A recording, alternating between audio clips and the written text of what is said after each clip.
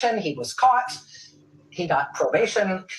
And then the last guy, lower left there, he's another Pennsylvania Republican whose mother also died. Apparently he couldn't help himself. He cast a ballot in her name in the 2020 election. He got caught. He got probation. That's what those guys have in common. Now this is Pamela Moses of Memphis, Tennessee. This week, Ms. Moses was also sentenced for a crime related to her efforts to vote in the 2020 election. Ms. Moses had a felony conviction in Tennessee that legally resulted in her not being allowed to vote again in that state. But she says that nobody ever told her that that particular conviction meant that she couldn't vote. And her county elections board admits in writing that despite her conviction, they never actually took her off the voting rolls. A probation officer with the Tennessee Department of Corrections even wrote her a note, filled out an official certificate saying that Ms. Moses was eligible to vote. What? Yeah, I know about this story. And then, if you know, don't tell no one. What happened to her? I hope she didn't go to jail, man. I hope this lady didn't go to jail, but I'm reading this headline right, and it seems like she's gonna be punished more harsher than the white guys. Ms. Moses turned in that certificate voter registration application, and for that grave crime, she was just sentenced in Tennessee. What was her sentence? She got 6 years in prison. That just happened this week in Tennessee. What's the big difference between Pam Moses in Tennessee and all those other guys who actually cast illegal ballots in the name of relatives they definitely knew were dead? All of those guys got probation, in one case, 3 days in jail. She got 6 years in prison for trying to register to vote after she had received an official certificate from the probation department telling her it was okay if she registered to vote. 6 years in prison. Her sentence. Seriously.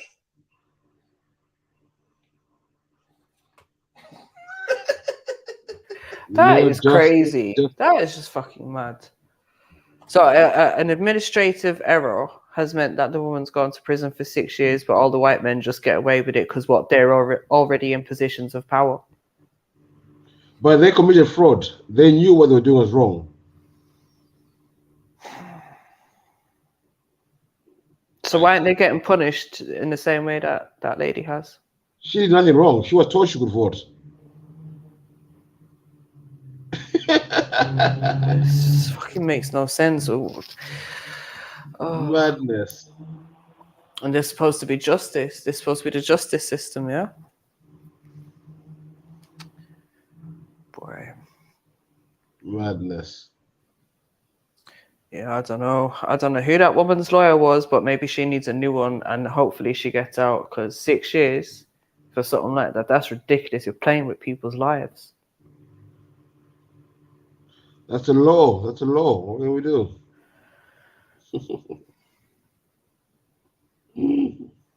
Oh my days. Madness. It's the law of the land, man. How are you just using dead people's information to cast a vote, though? Like, do you guys get polling cards over there that you have to take to the voting station with you? Yeah, you get a voter registration card.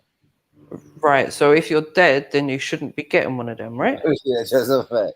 So how do you guys even get can do it like online? I think you can do it like online now, Mary. And if I'm not mistaken, you don't even really need a picture. If I'm not mistaken, I think you have to show your ID. I don't know. It depends. If you've registered to vote, and there are a number of people in a house who've been registered to vote. I don't know what it's like in the UK, in the US. In the US, in the UK, they will send a letter, but the council will send a letter to confirm with you. These 3 people registered to vote. Are they still here? If they are no longer here, please tell us. So if one of those people dies and you don't mention that they're dead, they'll just think, okay, that person's still there. So then you can just turn up to the polling station. And I've seen this. You can go to the polling station. You don't even have your polling card with you. You just say your name. They don't even ask you for your bank card as ID. They just go straight to the list. They go, oh, yeah, you're here. You can go and vote over there. And I was like, wow, okay. I thought that was pretty odd. I hear you. So they were still on the electoral roll because it hadn't been Yes. updated. Mm. Yeah, exactly. It's true. I remember in my old flat there was loads of polling cards just dropping in the door around whatever election recently happened. There's just random names on it. It's just people that hadn't been removed, isn't it? Never heard of them before. So you can just you can just do that. I thought it was weird though, especially in the polling station. They don't ask for ID, you know, because I was holding on to the polling card, but I saw people who didn't even bother. And they just walked in and gave a name, and then the name was on the list, and they said, "Yeah, go ahead and vote." I said, "How come? What if that person's not John Smith? Maybe he's Mark Jones. How do you know?" He could be lying, but what do I know? Yeah, it's no way to tell, man.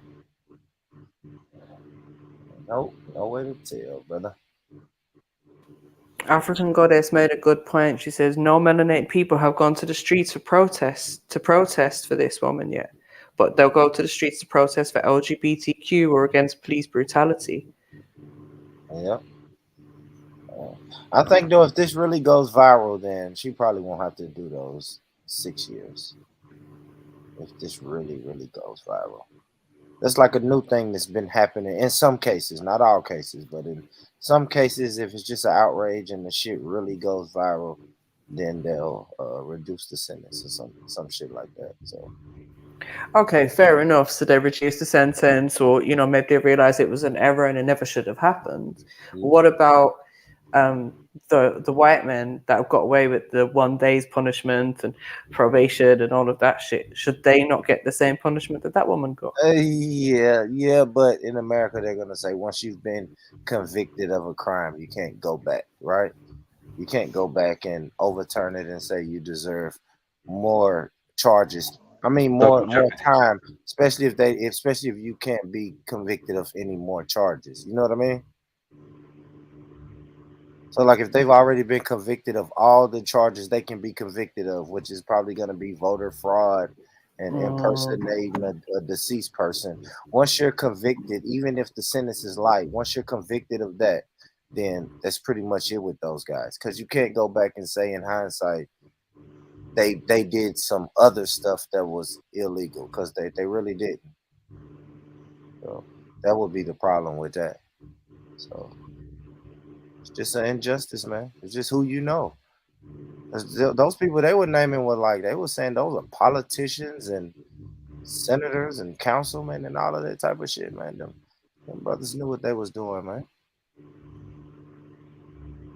And they knew. But this is the thing that upsets me, because, as I said, they're people that are in positions of power. Yeah. So when they do something wrong, why are we not making an example of them? You abused your power.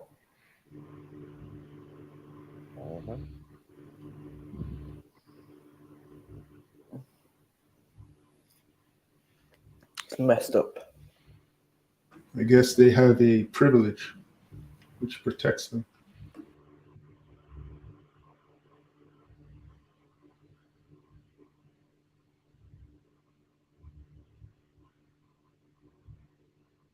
I didn't know that, though, that they take away your voting rights if you've been convicted of something. Yep. Right, is there any conviction at all? Like, even, I don't know, you got shoplifting or? No, felony. Oh, felony. In America, it's a felony. Yeah. It's a felony. Right. Welcome to the land of the free, home of the brave. I don't think we do that here, though. You can still vote if you've got a criminal conviction here, I think. I could be wrong. I believe so, yeah. Now, I don't know if like people in prison get to vote, but if you've got a conviction or something, I don't believe that stops you. Yeah, now that's changing in some states. They're slowly changing that in state, but that's a state by state basis. Do you have to worry about jaywalking in Tennessee, Born Rich? Jaywalking? No, not really. Yeah, okay. No. I wouldn't recommend it, because people will fucking crash you with their car. So, but yeah, because I saw a whole bunch of documentaries walking while black in parts of America, and how black people were getting harassed by the police and then locked up because they crossed the street when they shouldn't have. It's like, wow. Yeah, It's like, I don't know. I think they How doing does that. jaywalk work? How does jaywalking work? I have no idea about that. How's it Well, work? it's kind of like a red light, like a traffic light, right? Especially when you start getting into the metropolitan areas. That's probably the only place you're gonna be arrested or harassed for jaywalking is in the the metropolitan areas. So in metropolitan areas, they have walking signs and no walking lights, pretty much traffic lights that'll tell you don't walk right now. Okay, when the light flashes this color, it's safe to walk now. Yeah, we got layers on. Yeah, go on. So but the thing in England is people don't have to follow them. People cross the road before they get to a zebra crossing or before they get to the traffic lights. But in Because America, you do pedestrians that. have the right of way. You know what that is as well, though. Yeah, you know what that You is do that because generally roads in America are a lot bigger. Like they're a lot wider. America got some big ass roads, yeah. So it's like UK roads are often like the distance between one side of the street and the next is often smaller. You know what I'm saying? So yeah, it can be dangerous to cross them roads, man. yeah. I wouldn't worry about the cops. I'm saying jaywalking is not a big thing in Tennessee. I wouldn't worry about the cops. You got to worry about the fucking drivers, man. Them drivers will hit you if they see green. It's go. Red is stop. Green is fucking go, man. And if you're trying to walk across the street, for real. That's mad because in England, the highway code says if you see a pedestrian and it looks like they're about to cross, you have to be prepared to stop, You have no to, matter yeah. where it is. I mean, the law is. Your guys' highway code just says, hit them niggas. It don't matter. No, not really. You're not supposed to. You're not supposed to. The law is you're supposed to yield to pedestrians. You're supposed to yield. But like nobody, no, they don't care about this shit. And so I can't even imagine the big cities like, you know what I mean? I can't imagine places like, California and New York and shit like that. You know what I mean? With a lot of people, I can't even imagine that. That's crazy. Yeah, that's I crazy. remember seeing footage of black guy. He was just coming back home from work, and the police stopped him. And the police guy got out the car and said, "I told you before, don't cross that road. I've told you before, don't do that. So now you're going to jail." And it's like, what? I just finished work. I just want to go home. And then they're wrestling him down, took him in. And I thought, damn, it's like you can get arrested so easily in certain parts of America for the most trivial of things. And he just finished work and now he's going to be in jail for how many days? Because he crossed the road while he shouldn't have. Scary. Yeah, walking while black really wasn't a big thing, but driving while black, that's a big thing here because they had some one of those black groups like the NAACP. They start crunching those numbers and they was like, yo, black people are really getting stopped by the cops way more than any other race. And it's only, we only make up a certain percentage of the population. So when they start crunching those numbers, man, those numbers sounded crazy, boy. They are stopping black people, and those traffic stops result in more arrests. I think it's a money-making scheme for the state. Absolutely. Yeah. I actually had a police officer on my stream about 3 weeks ago, and he told me straight up, he's like, yeah, it's a quota. You have a quota you have to meet. So it's like, okay, this month we need a certain amount of arrests.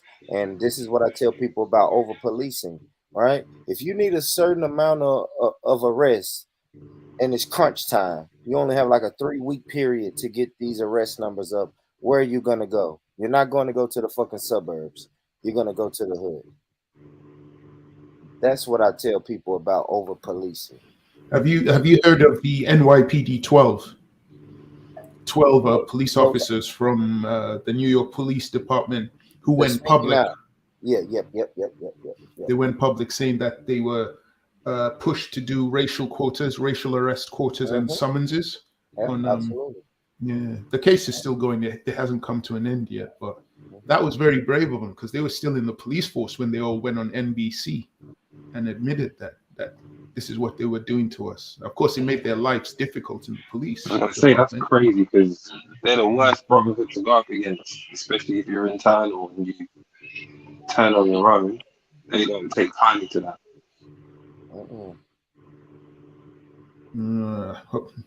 Good luck to them. I hope they achieve something. But man, they're risking a lot. You have to have those numbers. You have to. And then even on a bigger scale is when you build these new prisons, right? And you put all these beds inside these prisons, then you're forced to keep those beds full. You see what I'm saying? You don't build a hotel with the objective to leave empty beds inside that hotel. So that's why you have to make the traffic stops and keep those numbers up so you can keep those prisons filled, keep those beds occupied. And you know, this is a big ass scam, man, a big money grab. But you know, it all comes back to that Constitution, the 13th Amendment. That one there says slavery is abolished, but slavery can be used as a criminal punishment.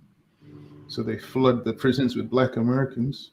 I'm not saying all those Black Americans are innocent. Some of them are crazy psychopaths and serial killers and whatnot. But a lot of innocent people got pushed into there because it's like what you're saying about profit. It's a business with the private prisons, yeah. And it's another way of getting slaves at a cheaper rate, quicker rate. Get the work done.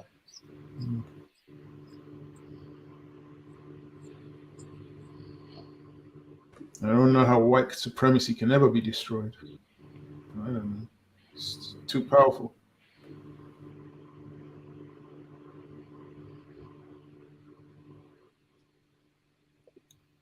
Great question. It's a good question for Shakara. How can we overcome white supremacy? Wait a minute, that picture he's got there, what is that? Are those like people in Congo who next to the Belgians, and if they didn't pick enough rubber, they get their left hand cut off? Is that what his picture is? And who is that? Yeah. No, this is Umbuya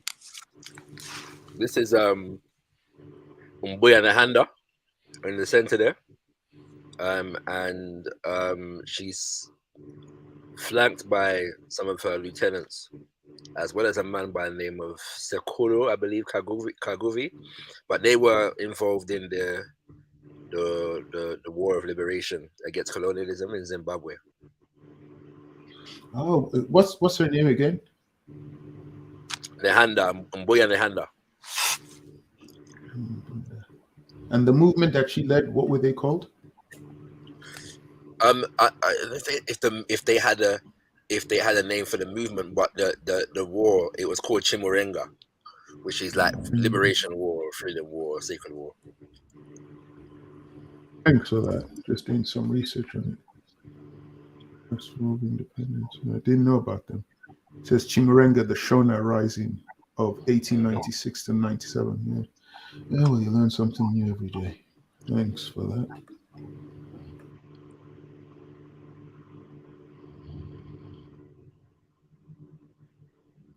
Wait, these are Beefy's people, or well, actually, no, they're probably a different tribe. I don't know. Is Beefy Shona? I don't even know. I can't remember. Yeah, he's Shona. Okay. And Zulu. Is Zulu Shona as well? I can't remember. No, actually, Zulu's an Israelite. What am I saying? Shut up. Sorry.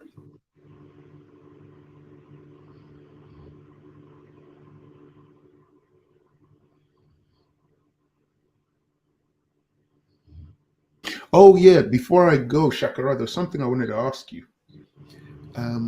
If you're still there, I wanted to tell you about it. Something I noticed, because originally I had that discussion with UNIA and Reverend Eason. I've noticed a trend. I've noticed when it comes to certain Black organizations in Americans' history, they always seem to have this thing. So with the UNIA, you had Reverend Eason, popular guy, got into the UNIA, fell out with them, broke off to do his own thing, died. You had that woman, I keep forgetting her name. What was that woman at the end? We were talking about her, Lauren Kofi or something. Kofi. She too popular, joined, left because she fell out, and then she died. And then guess what? In the Moorish Muslims, there's a guy who was also popular, who joined, fell out with them, left to do his own thing, but got killed. The Nation of Islam, you had Malcolm X joined, very popular, fell out with them, left, got killed. You then had Khalid Muhammad, another popular guy, left, started his own thing, died. I don't know, there's just this weird set of coincidences where with those organizations, you had these popular people who left and then died. It's weird with the Moorish Muslims, Nation of Islam, UNIA. What's the other one? Is there a fourth organization I knew of? I can't remember. I'll say this here. With most black organizations, it's not uncommon for people to leave the organization for whatever reason. I don't know that those cases represent a trend. If we consider the numbers of people that join these organizations and leave and rejoin, or I'm saying whatever, or go from one organization to the next or whatever, I'm not sure. I'll have to. I'm not saying that nothing ever happens, but I don't know if those incidents of something happening represents a trend. Yeah, I don't know. It was just a strange coincidence. I just noticed historically when I was reading up on, and then I noticed those people who left and they were popular. They were always popular people, and they'd start their own thing, and then they ended up dead. It's just wow, set of strange, uncanny coincidences. I mean, for example, I don't know that the Moorish Science Temple case. I don't even know how popular the person was. Just to you know what I'm saying, to say, well, yeah. Like this guy was a popular guy and this happened to him. Like, yeah. You know what I'm saying? And sometimes the death makes them more famous than they actually were in life. You know what I'm saying? So, obviously that's not the case with people like Malcolm X. But yeah. Or what's his name? Khalid Muhammad. Right. You know what I'm saying? Now, and because I think he actually became famous when he left the Nation of Islam. I don't think he was that famous. No, he was big. He was big soups. He was big soups in the nation. He was the national minister at one point. But I'm saying his death had nothing to do with the Nation of Islam. Like absolutely nothing to do with the Nation of Islam. No, you misunderstand me. When I mention their deaths, I'm not associating it with the organizations that they were in. I'm not saying the people in those organizations. I'm just saying it's a strange set of coincidences that happened to those people. It's almost like some, I don't know, curse or something going on, but I'm not saying that the organizations were responsible. No, well, some people will tell you that. Some people will tell you, that my man. What, that the Black Panther Party killed Khalid Muhammad or Nation of Islam? No, not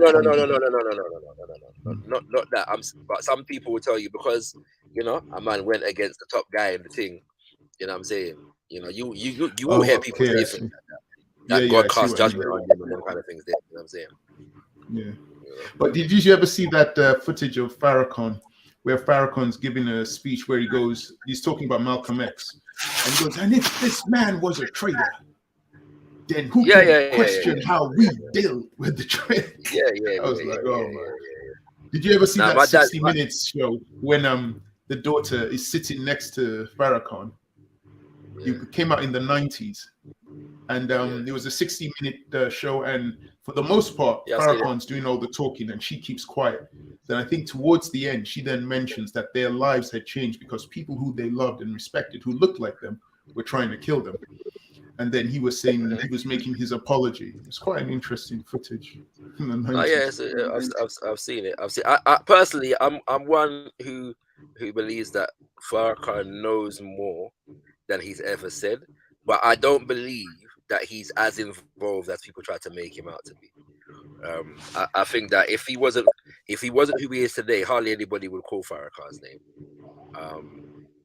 And I think people try to use him as a scapegoat to deflect from the American government's involvement, personally.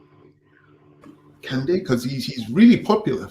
Well, I remember in the 90s. He's really popular now, but in 1965, Farrakhan never had the from a Nation of Islam point of view, Farrakhan never had the power to call or stop the assassination of Omar Ali Malcolm X. Like he was not that guy at that time, innit? You know, Yeah. and that's not to say he was nobody. You know what I'm saying? But he was not that guy. You know what I'm saying? Just think about the fact that there were people in the Nation of Islam more powerful than Malcolm X, when Malcolm X was in the Nation of Islam, other than Elijah Muhammad. You know what I'm saying? Like, there are people that Malcolm had to answer to. So and Malcolm was senior to Farrakhan at the time. So what's he gonna tell people? You know what I'm saying? It's overblown. Yeah, that's true. In my humble opinion. So yeah. True. I mean, I have a weak spot for the Black Panthers in the 60s and people like Angela Davis and Assata Shakur. But even within that organization, I guess through the success of the counterintelligence program, a lot of divisions began to happen. People then began to think that their fellow brothers were their enemies. And I think there was like a mini little civil war or something where a few Black Panthers got killed by other Black Panthers. Definitely. It's quite sad. It's COINTELPRO, but it's more than that. Like you're literally dealing with a situation of like that is approaching the state of warfare, innit? So things are going to happen. You've actually got traitors, and then you got suspicions of traitors, and so when you got that environment, and then you have to respond to that kind of thing, you know, and then you have the FBI and the CIA putting out information to say who's a traitor and who's not a traitor, and just like the American government do, some people are going to say, well, listen, if you're a traitor, you're for dead. You know what I'm saying? That's true. That's just what it is. You know what I mean? And so sometimes the people then were correct, and sometimes they weren't. And things happen in that environment, you know. So yeah, because they've got loads of political prisoners in that country, man. People have been in prison there for 30, 40, 50 years. People are still in prison right now. There's a big campaign at the moment to liberate Mutulu Shakur. And Mumia Abu Jamal and so many others. You know what I'm saying? You know, but Mutulu Shakur has been eligible for release for the last couple of years. Like I think it was 2018. I heard that, you know, he was going to be eligible for parole and they were going to release him. Mutulu Shakur is one of those who was responsible for breaking Assata Shakur at the prison. Yeah, there were a lot of this, and I wanted to say this to Bourne because Bourne Rich used to come up with that picture of Lorenz Tate in the film Dead Presidents, when he had his face camouflaged. And the funny thing is that scene is actually based on a true story. It's based on the 1981 Brinks robbery or something. Where you had the whole film based on true story. Yeah, and they embellished on it because I read this true story from the Black American Vietnam veteran. So there were certain things they didn't add, but it's a movie. But that Brinks robbery, it was filled with lots of Black liberation, you know, Black Panthers, New African Liberation Army. But then they also had lots of white people who were like part of the Weather Underground and the protest against white. There were loads of them. It's funny, at this time, you had these people working together with the Black Panther. Or you had what Fred Hampton was trying to do in Chicago with the coalition. And you had all these different groups. Man, it was amazing. That was though. The brother that the Dead Presidents that Lorenz Tate's character is based upon, he's still alive. He's in prison, isn't he?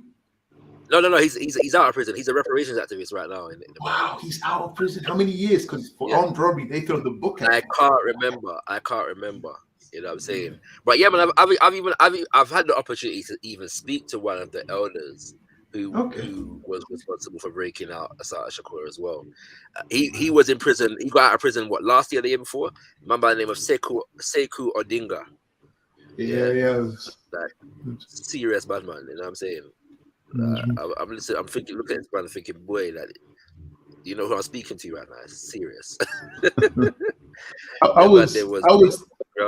I was taken back by the Mary Buck, who is like this white girl, came from a nice upper middle class family, lived the privileged life, just like some of the she just joined in with this whole protest, joined a whole bunch of groups, and she was one of the people who helped Assata Shakur break out of prison. But she got locked up and they threw the book at her, 40 years or something. They released her just before she died of cancer.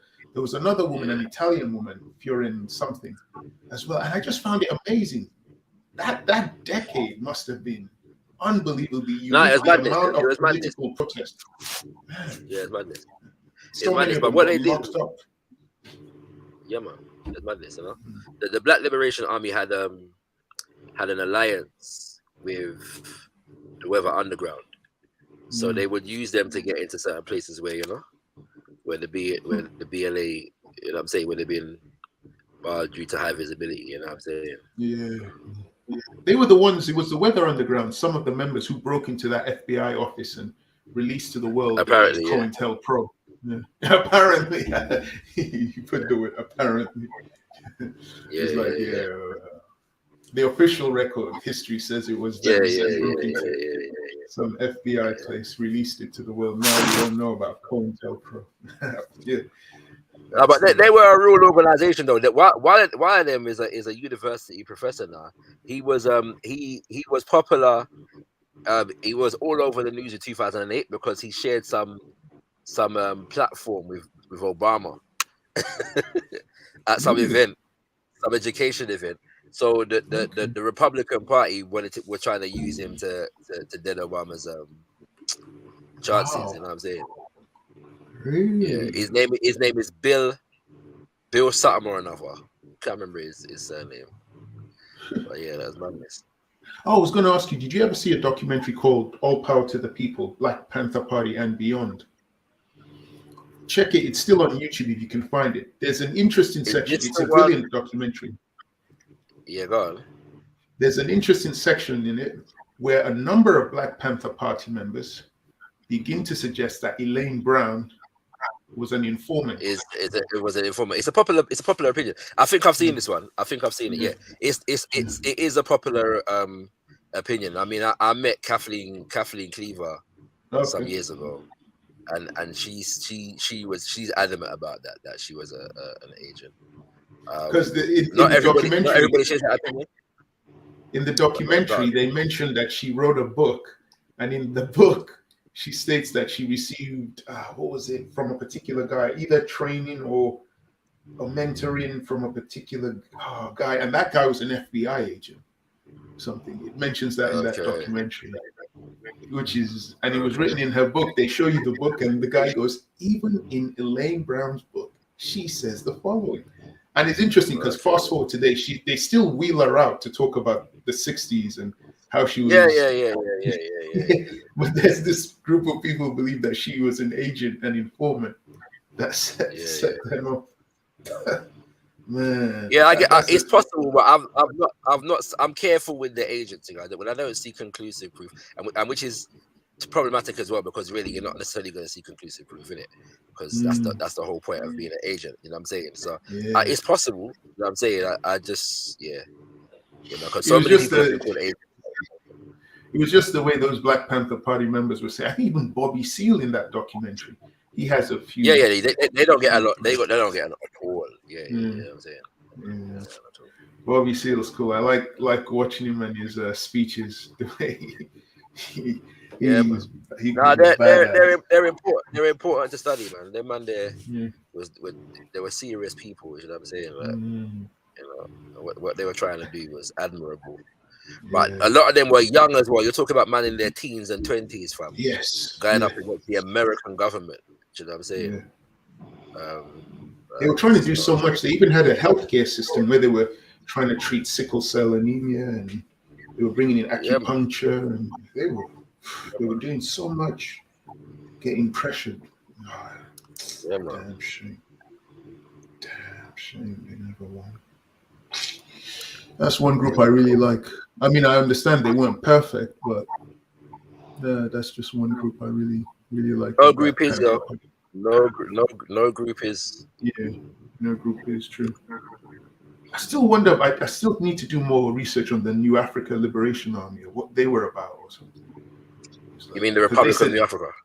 Sorry, the Republic of New Africa, because they keep on. Every time I hear that, they keep on saying they were part of the Black Panthers who decided to go underground. So it's like, you need to find out, what do they mean by that? Were they just like terrorists? Or that's an oversimplification still, and it's probably more true about the Black Liberation Army. But a lot of people were in the Republic of New Africa, like Betty Shabazz, Malcolm X's wife was in the Republic of New Africa. Ella Collins, his sister was in the Republic of New Africa. A number of people that weren't even in the Black Panther Party. but they were more black nationalists, so they were looking at statehood and nationhood. You know what I'm saying? And that kind of that was the Black Liberation Army. They were the ones who were on, were really on the underground. They were the ones who were in the underground. I remember that time I came on your channel when you were doing the live stream, and I remember speaking to what was the guy from Nation of Islam, Leo Mohammed. I came and talked to him. You allowed me to, and a few people to come. And then I came on when the other guy came, and then I realized from your channel, the other guy, he's the official. What's his name? I keep forgetting his name. Abdul Hakim Mohammed. Abdul Hakim Mohammed. Yeah. So he's the official head of NOI in UK. So what is Leo Mohammed in Europe? So what is Leo Mohammed? It's a complicated story. I don't Oh, really want to go into it. Yeah, fair enough. I mean, if you can't go into, you can't go into. It's fine. It's a complicated. Because I remember when I came on to speak to him, I was scratching my head like, but I didn't bring up the Leo Mohammed thing because I had enough common sense to realize something's not right here. So I just I was scratching my head a bit like, huh? The two guys, what's going on? Like that. I still can't believe I actually spoke to Lord Jamar on your show. When you had him on. Right, I had to bring him back still. Lord Jamar's a good guest. Yeah, he was cool because normally when I see him on Vlad TV, he's always quite fiery and stern, but he was really chill and friendly on your live. Yeah. I was gonna challenge him more on his views on female MCs, but I decided not to. I asked him about it, but no, he's famous for saying that he's not against them. He said he just doesn't listen to them, like, and he don't, yeah. So I was gonna challenge him a little bit more, like on the female MC front, but I decided to after our question. You decided to let it slide. I'm a sucker for the female MCs. Well, not the modern day ones. I mean, when I talk about female MCs, I'm like Roxanne Shante, MC Light, Moni Love, Queen Latifah. Right. Yeah. There's some good ones though in that mode, like Rhapsody, Sar Rock. You know what I'm saying? Like them people. Is Sar Rock from the X Clan or something? No. All right. Yeah, no, she's not from X Clan, no. But she's kind of in that vibe though. She got an X Clan vibe, but modern day. Do you know what I'm saying? Yeah. But she's a good MC. Do you know what I'm saying? Like, but yeah, man, Lauryn Hill, them people there. Yeah, Lauryn Hill used to rap. Yeah, she used to do that rap and sing. Yeah, she was good. She was good. She got a verse on Nas's second to last album still. Really? What, Lauryn Hill? Yeah. Man, she doesn't. I don't know what's going on with her. I guess she's battling demons within the industry. Because I keep getting the impression she kept on trying to come up. There was a lot of clashes behind the scenes with the music and stuff. So it's a shame because she's only. She's still married to Marley's son. No. Oh, they divorced. Okay, divorced. Fair enough. As far as I'm aware, anyway. Yeah, you still do your? You should try and get KRS-One on. Hey, do you know what? Hey, yeah, that would be a serious one still. Yeah, there are a few artists in my life here that have influenced me as much as KRS-One. Ask him some hard questions as well, innit? Yeah. What is he like a Black American, or is he like a Black American who sees himself as a Moor, or a Black American who sees himself as indigenous? I don't know, because I used to see this Moorish channel by a guy called Sabir Bey, and he was always like propping up KRS-One and playing his music on the live stream. So I was like, what, is KRS-One like a Moorish American or something? No, but I would imagine he's affiliated with them and he shares certain things with them, but I don't know, he's not a Moorish American. Okay. You know what I'm saying? Okay. It'd be interesting if you ever got in.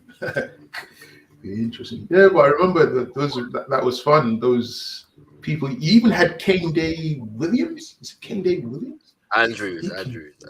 Sorry, he came on. Yeah. Professor. Is he Professor Kane Day Andrews? Professor. I've been doing a collection like getting bookmarks of all these Nigerians I keep on seeing who keep on appearing on TV to like talk. Like you got Femi Oluwole, the guy who was a Remainer, who was really going at he was always appearing on Good Morning Britain.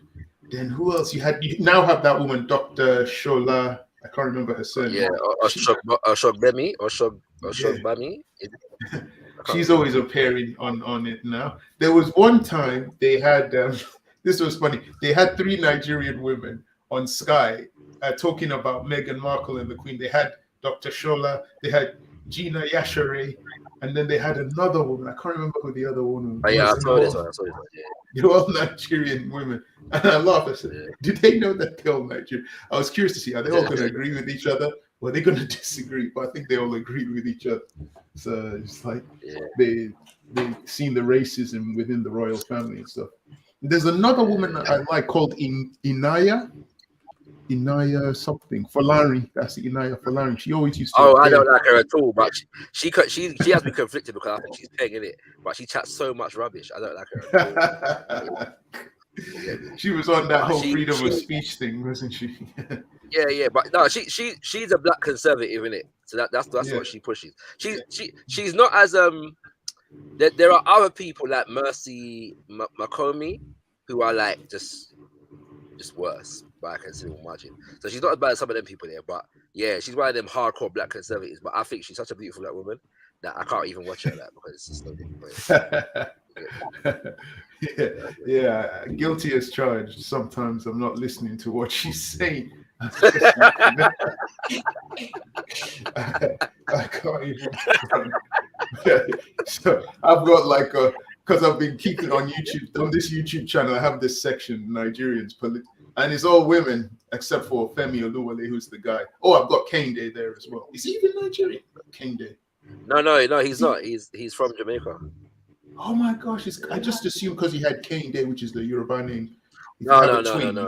Okay. Yeah, he would have a I've never met his twin. I'm not even sure his twin is still alive, but yeah, his name is Kende. So. All right. Oh, this time I thought his father is a Pan-Africanist from back in the day. That's why he has the name Kende. Oh, I see.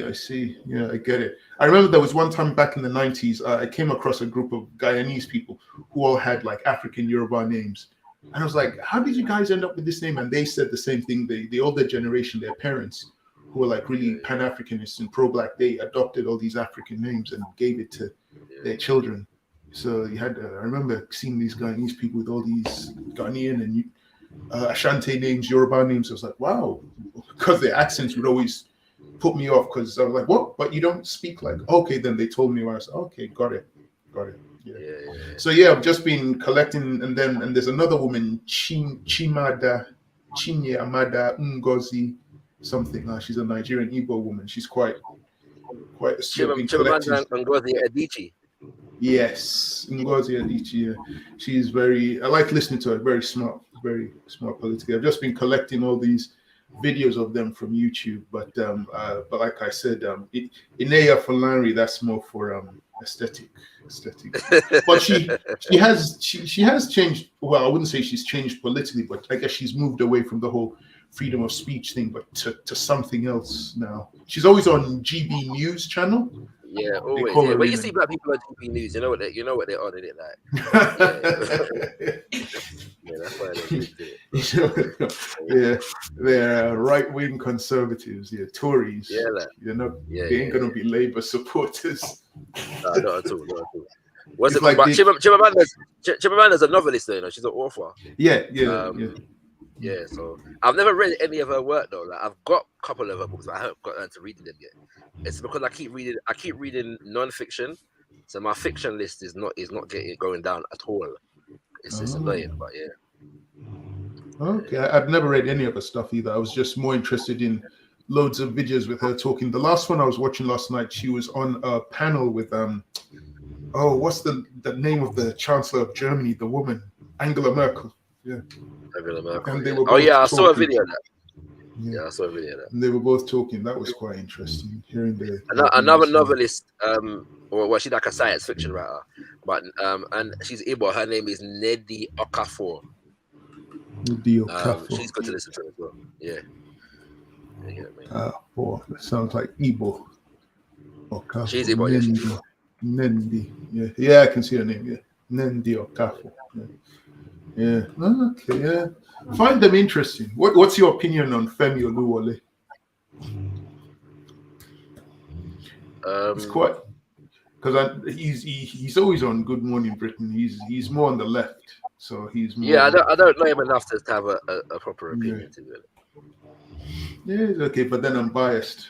I'm biased with all the Nigerian ones. I give them a break. I like them all. Even Dr. Shola, even though she just goes in sometime, I'm like, damn, you understand your national TV? But she's really smart. But she had PhD and numerous degrees. I don't know. Those are Nigerians of a different breed, man. Those are the ones who were told from the time they were babies, you shall be a doctor, you shall have this, and then they just went off and they did it. Yeah, you always used to see them. I'd be in the same classroom like them. I'd be like, what the hell? And I'd be the one getting the licks. If you didn't get over the pass mark in the maths class, you got beaten. I'd be the hopeful getting beaten. It was horrible. Yeah, I don't know. Maybe it's genetics. I don't know. Just too intelligent. Too intelligent. But do you know of any like Jamaicans in the British TV, on the news, on these shows? Because the one I just learned from you is Kane Day. I didn't know about him being Jamaican. No, there's countless, but a lot of them are like second and third generation. Okay. You know? I know the MPs, so every now and again I'll see Dawn Butler. She'll be on TV talking. Yeah, it's like that, isn't it? Dawn Butler made me laugh. I think she was on a show, and she said there was when she came to the Houses of Parliament, because she's an MP, she was in the lift, and there was another MP who came in the lift, white guy, and it was silent for a while.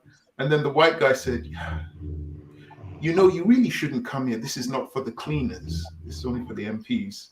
Wow. You're my day. Didn't realize. Damn. But yeah, I mean, she's quite good. I like her politics. Sometimes I think she might be going too much in the whole racial thing. Quick to point things are racist. And you have to be careful because, you know, you don't want to be the boy who cried wolf when something is, you know, so you have to be, you don't want that to be your whole basis for your politics. I've met Dawn Butler a few times too. What's she like in person? Very, very, very nice actually, very personable. You know, but she's a Labour politician at the end of the day. You say that. Yeah, like, you know. You probably then won't like this. Back in the day, my favorite MP was Kwasi Kwarteng. Oh hell no! I knew you wouldn't like him. And the thing is, I'm not even a Tory supporter. But he's holding some licks at the moment though. What's it called? Because he's backing our Boris. You get me? My man's all over the place. Now that's an extreme Uncle Tom. Like this guy defends the British Empire and them thing there. Oh, did you see the one with David Lammy when all those people were shouting at Keir Starmer? And David Lammy was by his side, you know, helping him. They were trying to move through a crowd. There was a big crowd shouting abuse at Keir Starmer because of, in the past, he had headed some investigation, or he was part of an investigation that was supposed to be investigating Jimmy Savile or something. And but isn't that what Boris is in trouble for now, because he's supposed to have lied about it? Yes, yeah. So they're people who are coming for them, you know, ordinary people trying to bamboozle them out on the streets, and the police are like protecting them. And when they came for Keir Starmer, loads of people, what's his name? David Lammy was by his side, helping him, you know, get through the crowd, protecting him. So I don't know. It's just like it reaches a stage then, if you're a black politician and you're in these parties, are you automatically a traitor to your kind? I mean, I like to give them a chance. I don't want to call them out straight away because I'm. Do you know what? I don't mind giving them a chance. Like, for example, you see Diane Abbott, she used to hold, as an MP for Hackney, she used to host this thing called the Hackney Schools and the Black Child Conference, which later became the London Schools and the Black Child Conference. And so, you know, I used to attend them. Like my pops has done workshops and them kind of things. But them things only go so far in it, because at the end of the day, these are Labour politicians. You know what I'm saying? So you work with what you can work with, and I respect her for that work, because she was highlighting like serious issues in terms of Black youth and education. You know what I'm saying, that a lot of people were not highlighting at that time. Do you know what I'm saying? But yeah, you know, like, you have to put everything in context, isn't it? But I'm biased. I mean, I give them a break. I don't trust them completely, but I know many Black people who just hate them straight away. You know, no, I just know what they're about, innit? Ultimately, so I don't expect everything from them I don't expect things from them that I shouldn't. Let's put it that way. Yeah. See what I mean? What about what's her name? Sasha Johnson. Is she still alive? Did she recover? Sasha Johnson. No, I haven't heard about her for some weeks. You know, as far as I'm aware, she's still alive, but she's still in a coma. Oh, damn. So, yeah, I do gotta check in with that situation still. I remember speaking to her on a different live stream. Yeah, she was spoke to her once. It was on your favorite. It was on Zubaida's live stream. So she was on came Zubaida? on. Yeah, she used to come on a few times on Zubaida. She came a couple of times. I was on twice when she was on. The first time Zubaida had her on, interviewed her, and then a number of people were allowed to come in and talk to her, ask her questions. I came on. Then a whole bunch of like white men who were triggered by her presence came on, all acting all crazy. You know, it's like, and I had to call him. I said, "You grown men are freaking out over one Black woman." What? Yeah, Ralph was there as well. You know, the racist Asian guy. He turned up as well, going crazy. Yeah. She came a few times. I used to go on that channel to challenge and debate racists. Sometimes it was me on. Most of the time, it was me on my own. I think a few times by accident it was Dan and I, and we would go at that. Do you know who Dan is? Toyton. Yeah. I know who he is. So a couple of times it was me and him. We didn't plan it. I guess we shared the same politics, and we just go at it. Yeah, that was back in the day, but you know, don't go on that channel anymore. You know, persona non grata, they would say. We don't go to the same places of worship, so I'm not welcome there, which is fine by me. So yeah, but I look forward to your next stuff. I haven't been on your channel in 2 years. Flipping hell, it's 2022. So the last time I was going on Gokush, that was 2020. Was it 20? Yeah, a lot of things are slowed down still, but yeah, we're still there though. So you know, I used to have that Black American woman who was a Pan-Africanist. I've forgotten her name. She came on a few times. You would have her there, and she was explaining. And I think there was another guy, Black American guy. He was also Pan-Africanist. He had an African name, a Yoruba name. I've forgotten his name. Wale. You're speaking of Tiani Cherie, and Omowale Africa. Yes. I remember them coming on. I used to hear them sometimes when they were talking. Good people. Yeah, we were doing that. So I don't know. How is your father anyway? How is he? I spoke to him as well. Yeah. He's good. He's good, you know. It was interesting when your father was there. I was like, how is Shakara gonna interview his dad? Does he have to look at the questions first before you ask them? No. I never write down questions anyway. Like I'm quite comfortable doing interviews, you know, off the cuff. So okay. That was good. I think I saw one guy who does Got Kush TV. I saw him, a tall guy. He's got like I think he works on Got Kush TV. Tall guy. He's got like goatee, but it's kind of grayish. I saw him at Speaker's Corner when I saw him when what's her name, Sasha and BLM turned up to Speaker's Corner years ago. He was there. in the crowd. And then I saw him on one of the live streams. Like, oh, so that was Got Kush TV filming BLM. Then I didn't know. I walked past him many times. I didn't know he was part of Got Kush TV. Leo Mohammed was there as well. He came that day. Okay. Yeah, but of course Abdul Hakim wasn't there that day. So No. So wait a minute. So I'm confused now. Where would I see Abdul Hakim's people? Would they be outside? So the UK nation is based in Brixton. So if you go to Brixton, you will see a lot of the nation man selling the final call, especially on a Saturday. I used to see that as a teenager. Outside Red Records. They were always outside Red Records. Yeah. So those are Abdul Hakim's people. Okay. Right. Leo's is in a different corner somewhere else. All right. Well, to be fair, so not to go into everything, but Leo's based in West here, and the base for Nation in London used to be in West London. Okay. Sense. Used to be in West London, then they changed. Fair enough. Okay. They're always interesting, but I could never join that organization. I mean, for religious reasons, obviously, but an organization that was partly involved in Malcolm X's demise. It's a sticking point with me.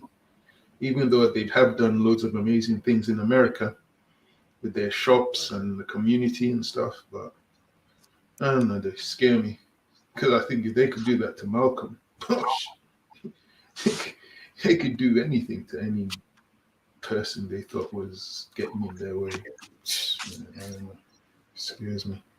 So how's the Al-Kebalan organization? How's it? Is it still called the Al-Kebalan? Mm-hmm. Everything's okay with the lockdown lifted. You'll be able to have more events. We're doing stuff there. We've got a Malcolm X observance coming up on Sunday. The Saturday school still runs, I'm saying, things like that still go on. But the Saturday school is part online and part in person, So. Okay, it's part online. What's the observance for Malcolm X? What's that? Just honoring. We do it every year. Yeah, we do it every year. Okay. You remember what the things you did and stuff. Yeah, man. Apply it to today and them kind of things. Then more importantly. Yeah, I still watch a lot of his speeches online on YouTube. There are loads of them. Yeah. Eternal, man. Malcolm is eternal. Yeah, but I don't know why I have a soft spot for Bobby Seale, the way he used to talk. Yeah. I'm gonna tell you people now that the Black Panther Party is not trying to chuck and jive you people. Okay. Oh my gosh. And the way they always do it, right on. That was funny, man. They don't talk like that anymore in America. That's so old school. Did you ever see that documentary about Angela Davis? Free Angela Davis. Yeah, I've seen that, but I saw that as a child. I ain't seen it for years though. No, I think there was another one. There's one that came out, was it 5 years ago? A more recent one. Okay. And this one deals with obviously the time when she met the guy from Soledad, George Jackson. Deals with her on the run, the FBI chasing her. Deals with it. It's quite good if you can find it. I don't know if it's on YouTube. I never did finish that autobiography, but it's a pretty engaging one still. Yeah, amazing. Like I saw footage of her doing a lecture at UCLA, and over 2,000 students turned up, and they showed the picture of 2,000 students. Wow. And they cancelled her. They got rid of her because she's a communist, so she lost her job. They got rid of her. It's like, But people need to look at the reasons. Why would someone want to become a communist or a Marxist? What's happening to them that would suddenly make them think, I need to do this to empower myself? For every action, there's a reaction. People don't just decide to become Marxists or communists because it's fashionable. There must be something going on that makes them think maybe this thing can be the thing that helps liberate and empowerment. Of course, maybe they find out later on it's not going to work. I don't know, but I think people are. Yeah. I don't know. It's like people who join Nation of Islam. Why would they join Nation of Islam? Obviously, there's something that's happened, some form of oppression, and they feel through Nation of Islam, they'll be empowered and they'll be enlightened and be able to look out for themselves and their own. There's always a reason, you know, but people don't care for the reason. It's just to demonize. I used to get into debates on Discord with people who would want to call Black Panther Party terrorists and stuff. And then I just knock them out with the first question. Tell me about the 10-point program. Angela Davis has there's a clip of Angela Davis where they ask her something about violence, and you know, because remember Angela Davis was not actually an official member of the Black Panther Party, you know. Yeah, she wasn't. Yeah. But what's it called? But she was associated with the Black Power movement a lot. So there's a clip where they ask her about violence and the use of violence. Her response was a very good response. It was a very good response. What did she say? I'm curious. She said basically, like, I can't even believe that you're asking me that. And then she was running down, like, you know, what Black people are facing on a daily basis. Okay. And yeah, it was but the way how she put it was very good. Yes, she was a very good speaker. I like watching her speeches as well online. I was watching the one with Martin Luther King Jr., where he gives the one where he fears he might have integrated his people into a burning building. That was an interesting. That one never really gets to see the light of day. I wonder why. Every speech from Martin Luther King past 1963 doesn't get to see the light of the light. Yeah. You know what I'm saying? He's like, why is that? That's interesting. And it's funny when certain people talk about Malcolm X, they'll always talk about Malcolm X from the perspective of, oh, he was a Muslim. Yeah, it's like, yeah, that was one part of him. There's a whole bunch of other things he said, speeches, but they're not interested in that. It's like funny where people will cherry pick certain things. It's like, just take the whole package. Take the whole package. Then you understand. You understand more if you take the whole package. More stuff. How's your family anyway? No, everyone's good, man. Everyone's good. I'm at my mum's at the moment. Actually, I'm just helping there clear out the loft. You know, wow. So, but you know, like, I got bare things up there since I was a teenager and that. So yeah. Wow, you got family home. That's good. Family home you can go back to. My family home's gone in Nigeria. One of my siblings showed me the picture of the footage. I still keep the footage. They were basically going to knock it down and build some real big flats for rich people to live in. Yeah, so wow, childhood's going to disappear. I can go to that place, but that house is gone. It's going to be some rich big flat. Gross. Do you get teary-eyed when you're back home in the loft, remembering when you were running around and all this stuff? I'm about teary-eyed, but it was I found some stuff up there where I couldn't even remember. Like I found, because it's funny, yesterday was the 32nd anniversary since the release of MC Hammer's album, Please Hammer Don't Hurt Him. And like, you have to understand, like, as a child, I was an MC Hammer guy, innit? Like, you get me? Like, wow. Like, so yesterday when I found that out, like, I had a bit of an MC Hammer moment. So then I was up in the loft today and I found like two of my MC Hammer videos. Like, he used to release like videos, VHSs with all his music videos on them. Mm-hmm. So it's that things like that. I got like the original game Tekken, the beat 'em up game. Wow, for the PlayStation. One. You know what I'm saying? Yeah. You know what I'm saying? Like that. I even found, so back in the day, like 20 years ago, we used to have a thing called the Pan African Youth Organization, and I was a member of it.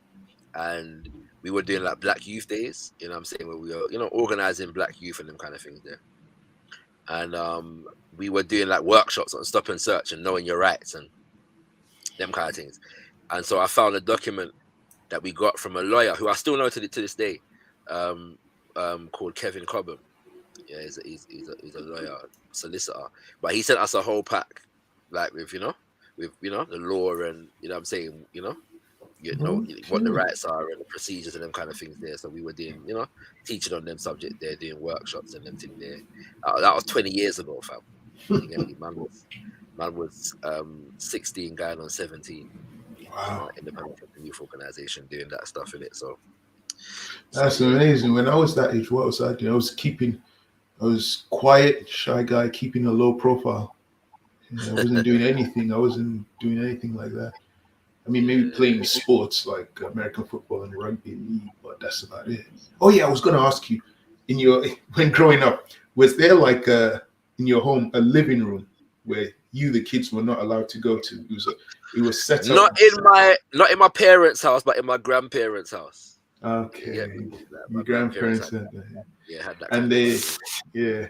And I was watching this thing they did on BBC about Caribbean culture, and they're showing these people who are either Jamaican, and they were talking about when they were kids growing up.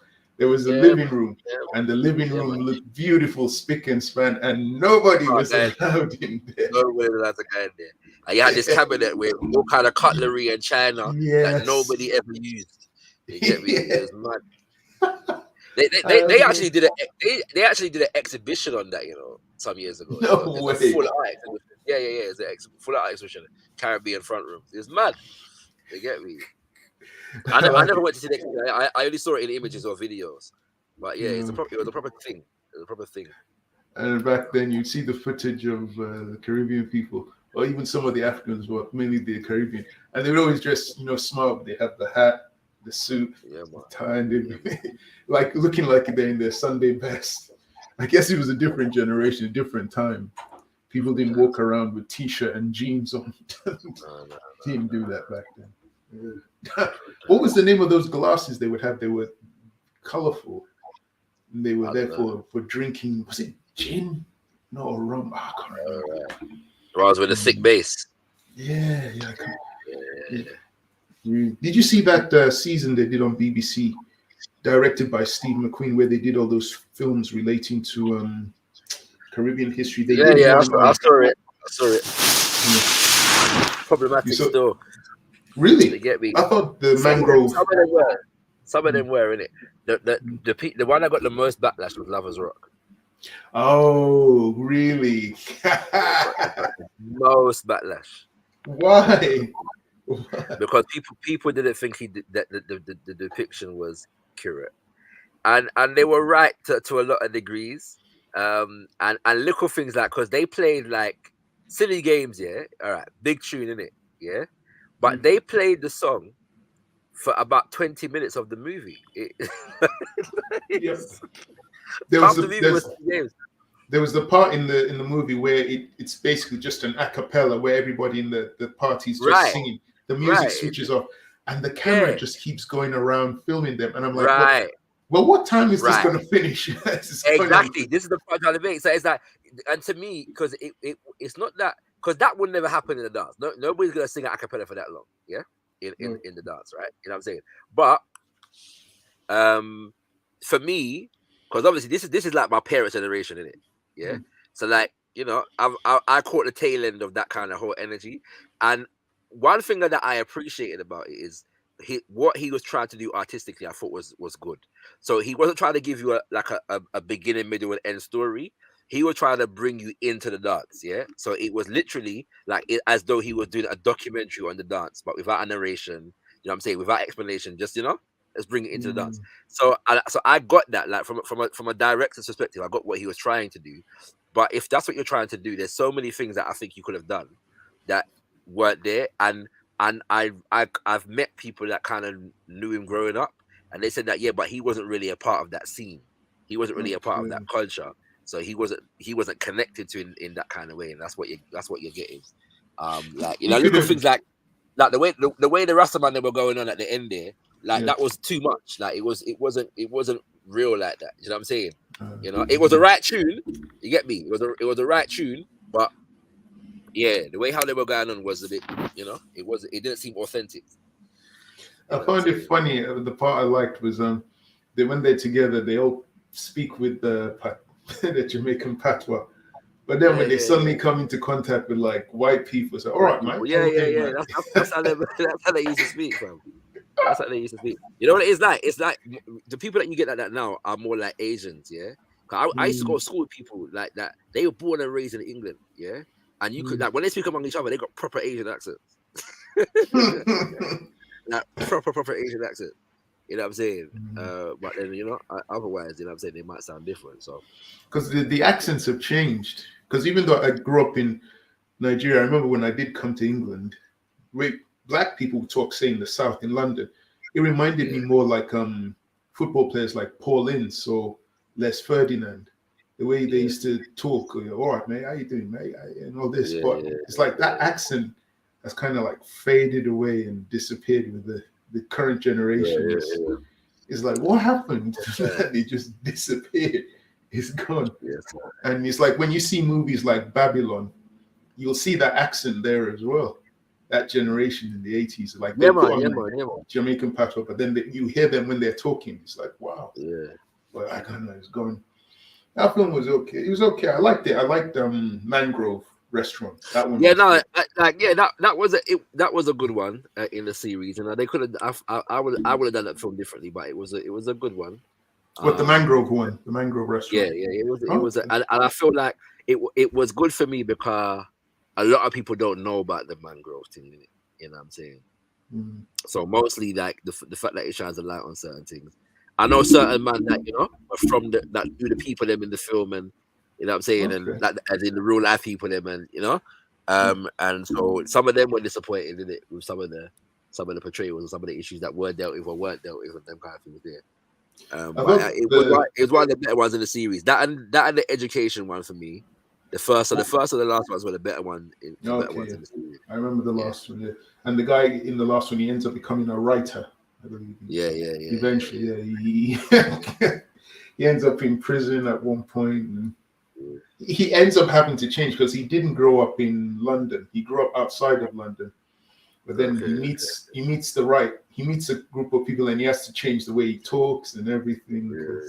He was more anglicized from whichever little town he grew up in, and then he suddenly put on the patois and everything. It was like, what? Okay, he's learning real quick. No, you're speaking of am I right? Because there was one on the Brixton Uprising, which I think sounds like more like what you're talking about, and then there was an education one which was different. No, I missed the education one. Was there another one about the police where one of them became a police? Or that's another film. Yeah, that was the story of Leroy Logan with what's his name in it? What's the brother's name? The guy from Star Wars. Yeah. John Boyega. John Boyega. Yeah, that one. Yeah, and then the education one is the kid. I think he was in a foster home. He didn't know he's and then he ended up in prison, and then he comes out and no, that's a different one. That's the one about the Brixton Uprising. The education one was different. Yeah, so he didn't come in the foster home. He was with his parents. Yeah. Okay, I didn't probably didn't watch that one to the end, or I didn't see it. No. The Mangrove one, but to me is the best one. The only reason I like the Lovers Rock is because there's a woman there called Patty, and there's a scene where she's with her friend. Beef Patty! Where is Beef Patty? Where is Beef Patty? That me want to know. Yeah, because Beef Patty disappearing at the dance. I don't want to know where Beef Patty there. You agree? Can't lie. Beef Patty was the best thing in the film. You get me? Exactly. I didn't care what Beef Patty. Yeah, man, where Beef Patty there? That's how we want to know. Beef Patty disappear and just can't come back. You know, how could a woman like that go there and be on her own? Exactly. That don't make no sense, Rasta. Don't make no sense. Leave the dance and we don't know where Beef Patty there. You know what I'm saying? So we need to look for Beef Patty still. Oh, I thought it was only me who noticed that. I was disgruntled, Brethren. Like, after the thing done, all I could ask was, "Where's Beef Patty?" You get me? You know what I'm saying? Damn, but on the serious note, I mean, the racism that they were experiencing, because those two women, they were walking down the road and they saw a group of guys, and they just knew, so they turned around and went the other way. I mean, damn, that was like a reality back then. I don't know. And seeing films like Babylon as well, it's like psychologically, how do people deal with that? I don't know, because I look at my generation, it was bad, but I'm thinking it was better for the older generations, you know, the 70s, the 60s, the 50s. I don't know, man. I'm reading about people seeing a black person being chased down the streets of Notting Hill by a gang of white kids. You couldn't possibly think that was what, Notting Hill, the place where they have Notting Hill Carnival now. What it was like that back in the 50s and the 60s. Yeah, man. I don't know. Who knows? Maybe tonight I'll watch it again just to see Patty, just to see that thing. Have you ever seen a film called Burning an Illusion? No. Let me check it. What's Burning an Illusion? Yeah, by it's a film by Menelik Shabazz. Okay, when did that come out? All right, I can see 1981. All right, I'll check it out. I'll see if I can find it online and I'll. Yeah, man. Rest in peace, Menelik Shabazz, man. He died last year still, but legend in UK black cinema still. Really? Okay. Menelik Shabazz. On television. You know what I'm saying? I'll see if I can find it and try and watch it. Maybe it's on YouTube if I'm lucky. I was watching something last night purely by accident. You might have heard it. It's called The King, Meeting the King, Chadwick Boseman. Yeah. Oh no, I haven't seen it. Yeah, I haven't finished it yet. Didn't even know about it. Just came across it. Wasn't expecting it. It's okay. It's all right. He's a South African, so he puts on a South African accent in it. Well, yeah. Doing the search for this one. Oh, it's on. Well, if I wanted to pay for it, I could watch it on Amazon. They've got it on Amazon. Okay. Prime Video. That's good. Burning an Illusion. Check that out. But I still think Babylon, that stuff was amazing, but it was crazy. That sound system with those dodgy looking speakers, how they just were innovative enough to get sound out of it. I'm like, people must have been deaf in those places when they were playing the music. I mean, people were like, I almost lost my hearing years ago when I was a teenager. I went with a group of friends on New Year's Eve. I can't remember which year. And we ended up in Hackney. And we ended up in some nightclub called All Saints or something.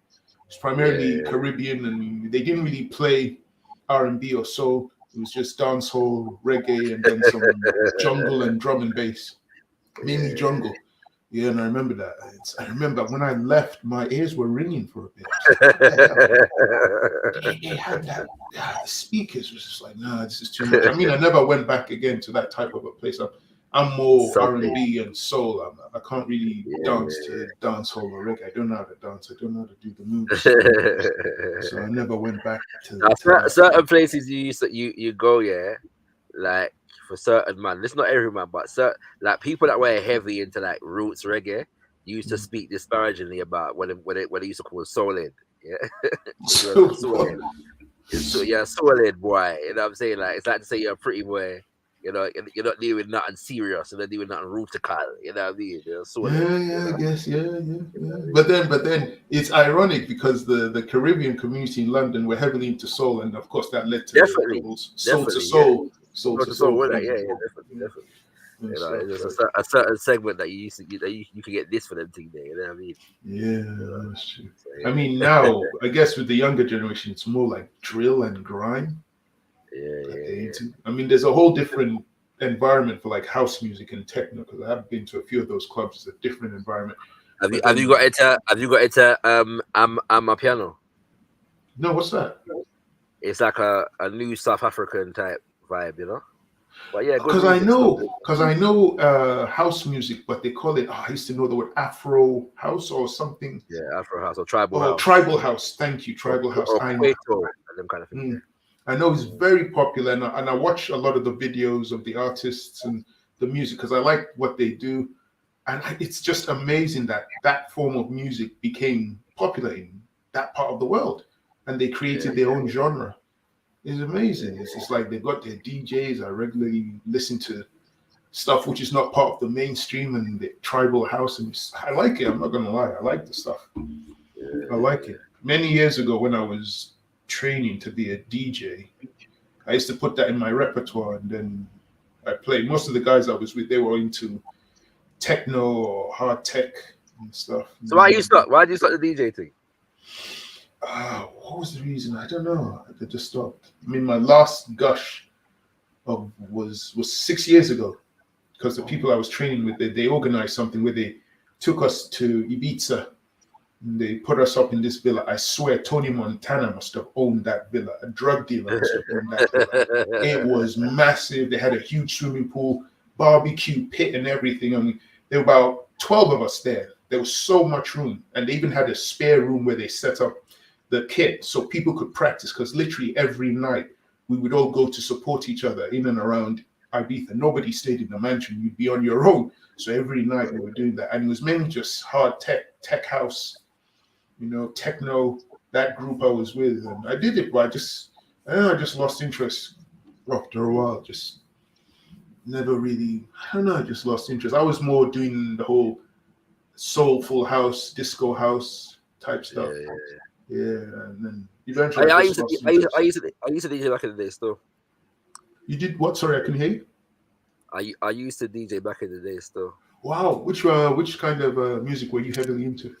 Variety, in it. So like, All so right. me and my brother, my brother still DJs to this day, in it. So we used to like do like we were known more for like dancehall, but we used to play everything. So hip hop, R&B, you know what I'm saying. And then we were known as well because them time their Afro beats weren't big, but wherever Afro beats we knew, we would play. You know what I'm saying? Them time there as well. So I was big on that. You know what I'm saying? But like music, like all the music I listened to was not necessarily the music I used to DJ as well. Because I was more than my, you know what I'm saying? But yeah, my musical taste is wider than the music that I used to DJ still. So I see. So, yeah. Do you still do it though? I'm thinking of getting back in it. I'm not gonna lie. Like I'm pre in it still. This is good if you can do it. I remember the first time when I was taking lessons, the guys. Everyone just seemed to jump off just now. Like everyone just ducked. Let me check. Oh yeah, it's just both of us. Did they duck or were they put backstage? No. Like everyone is. Well, I can't see backstage in it, but everyone was here and they literally just ducked. Yeah. Maybe it's that time of the night. Yeah, I just realized it's late. I'm a duck seeing my stuff or stuff. Yeah. I remember when I was being trained on how to beat match. I was like, whoa, because when I started, I don't know, maybe you started learning a lot earlier than me, because when I started learning, I never learned on vinyl. I learned on CDJs. CDs. It was both. It was both for me. It was both for me because we used to buy it because we wanted to learn the vinyl thing in it. You know. Okay, I never did the vinyl thing. I never learned that. Yeah, so I mean, nowadays you don't.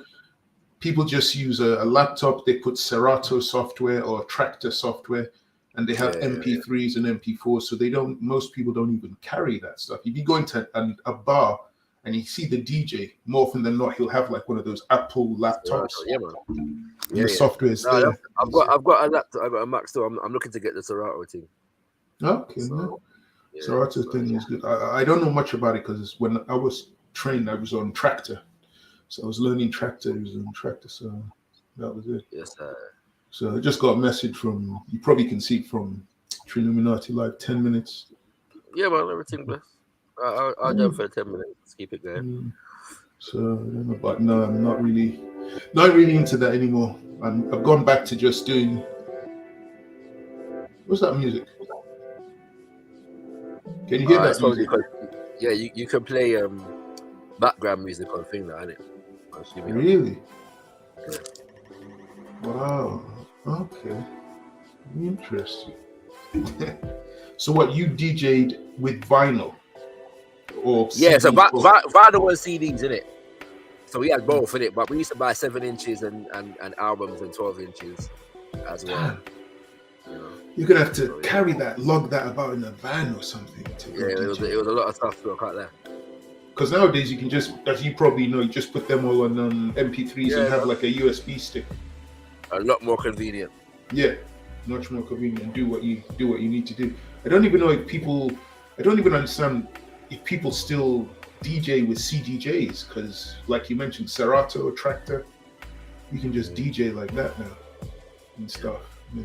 I did get involved in trying to create music, like house music and stuff. I was learning it on Logic and stuff. Yeah, I used to produce as well. I studied that in college. All right, that's good.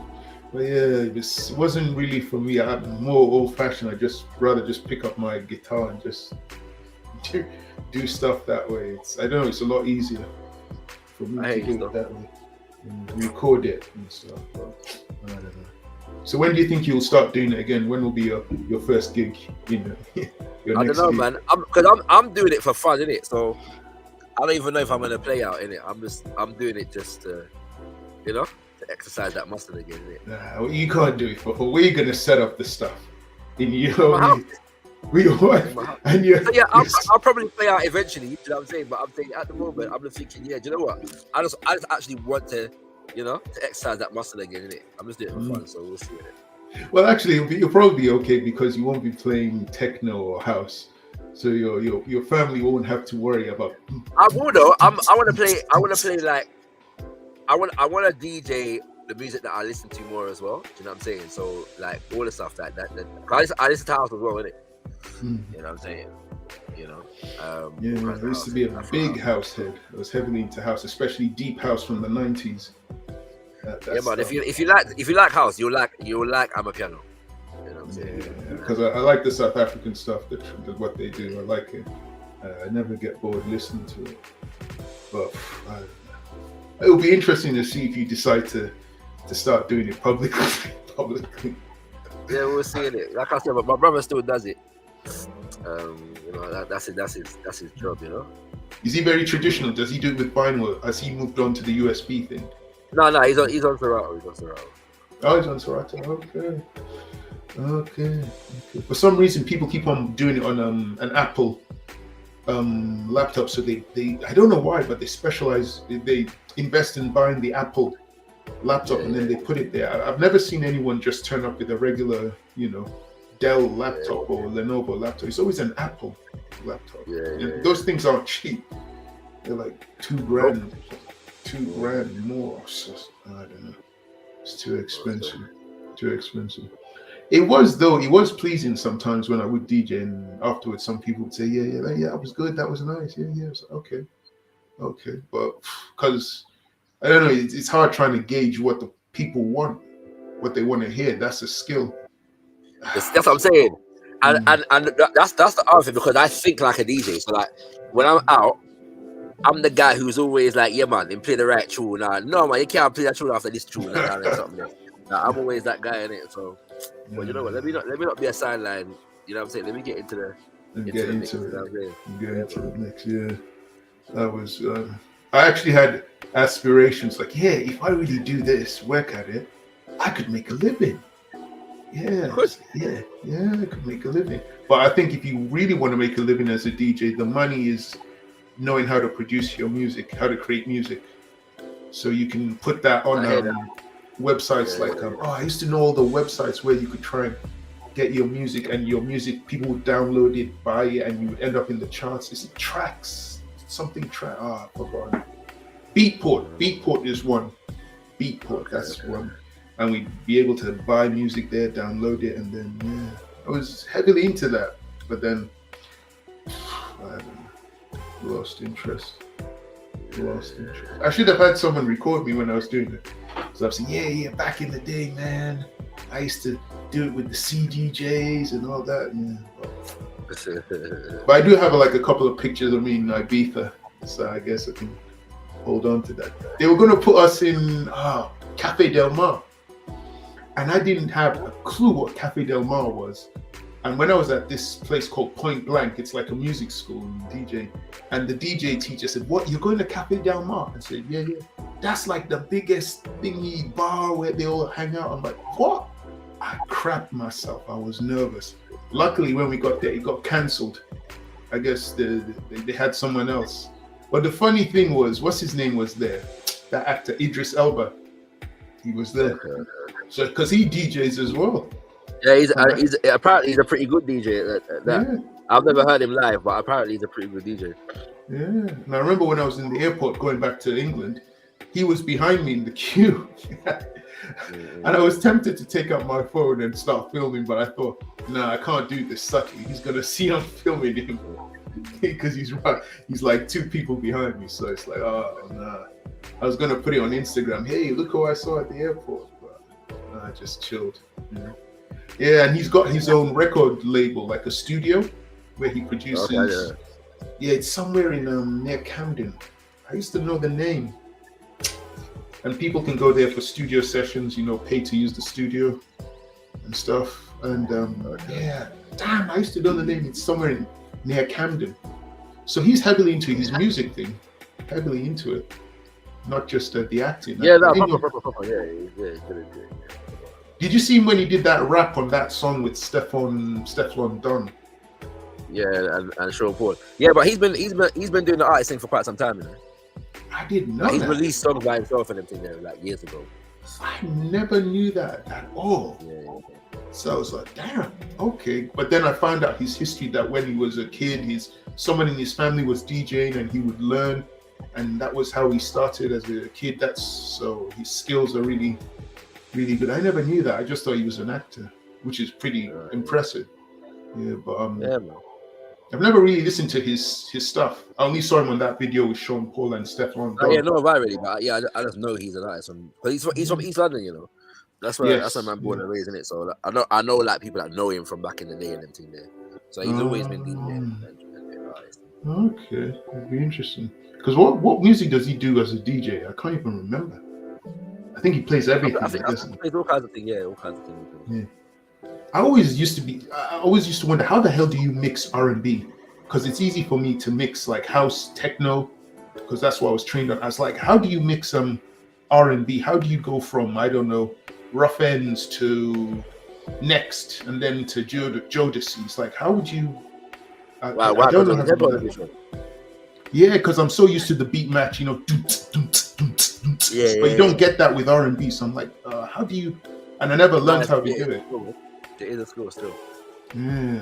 Someone just said you just put the fade thing. You just fade, and then you fade back for the next. You can song. do that, you know what I'm saying, but you can mix as well with it. You just gotta know the music, and the relative tempos between the songs, in it. Yeah, it's just rehearsal, man. I'd have to get training on that if I was interested, which I'm no longer. But it'd be interesting. How do you then mix dancehall music? How the hell do you do that? Wait, if you do dancehall, you'd have to do be an MC doing an MC shout, wouldn't you? In between the songs, or something. You can, but it's a part of the culture, yeah. But you can just mix dancehall as well, innit? You know what I'm saying? But yeah, dancehall culture, you have to have a mic or something. I'm curious, how would you do that? How would you mix Chakademus and then bring in Bounty Killer? I'll be curious. How do you do that? It's possible, especially in the 90s, because a lot of the rhythms, like house, were very similar in the 90s. Like the actual basic rhythm is whoosh, ooh, ooh, ooh, ooh, ooh. You know what I'm saying? That rhythm was very dominant in the 90s, That stuff was big in the 90s. Back then, even the term dancehall was popular. People don't use it that much now. Let's go back to reggae. Dancehall and raga. Yes, raga. Remember? Raga. Yeah. And That's then disappeared as well. Yeah, I didn't hear bashment too much. I knew about Lovers Rock, and I knew about raga, and I knew about dancehall and even reggae. But dancehall and raga were more popular in the 90s. That term. In the 90s, yeah. Yeah, they didn't use reggae that much. That's in the 2000s term. You know what I mean? Okay, that's right. Yeah, the really, dancehall is not really a music, is it? Bashment was more referring to style. It was your fashion. Yeah, okay. You know what I'm saying?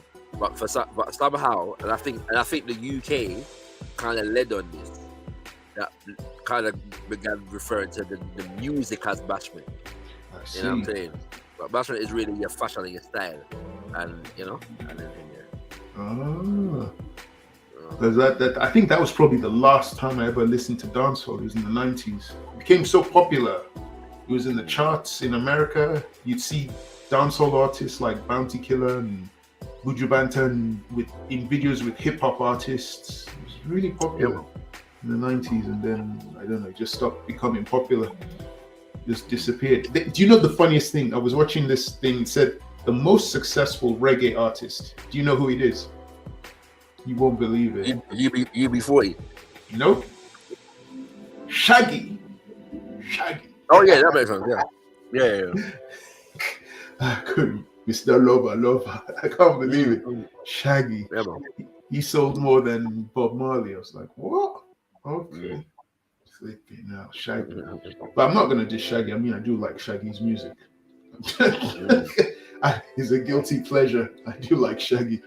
I'm not gonna. No, he's got a lot of respect in Jamaica right now. He lives in Jamaica now. And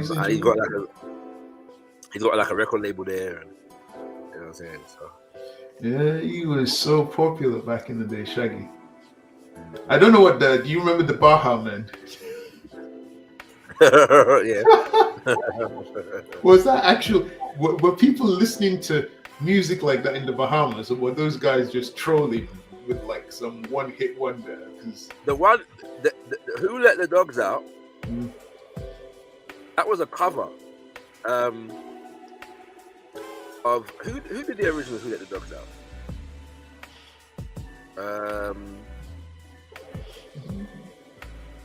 Nah, it wasn't them originally. I'm sure it wasn't them originally.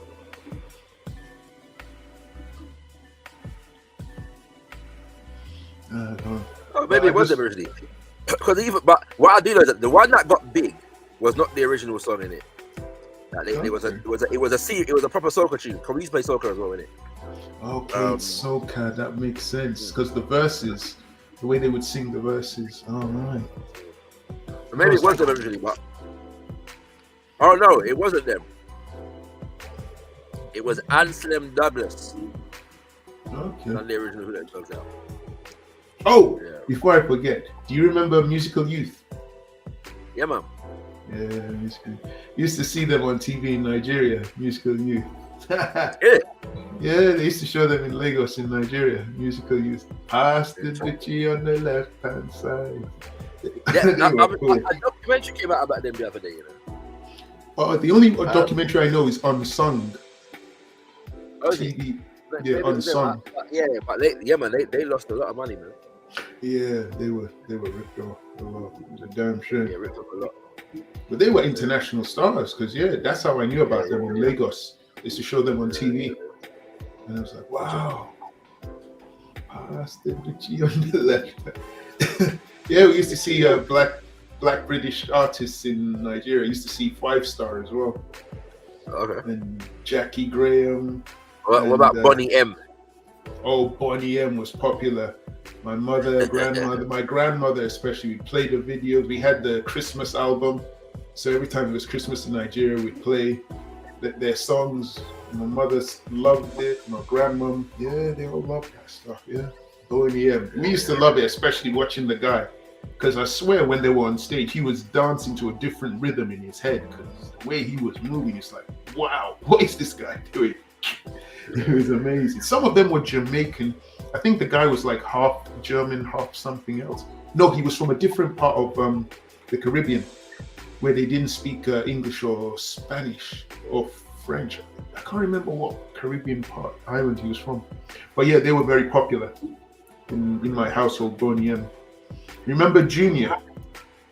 Remember him? Mama used to say, take your time. Okay, yeah. I met him still, yeah. Really good. Oh, you met him as well, yeah. That was popular. That crossed over from UK. You used to see the video for that.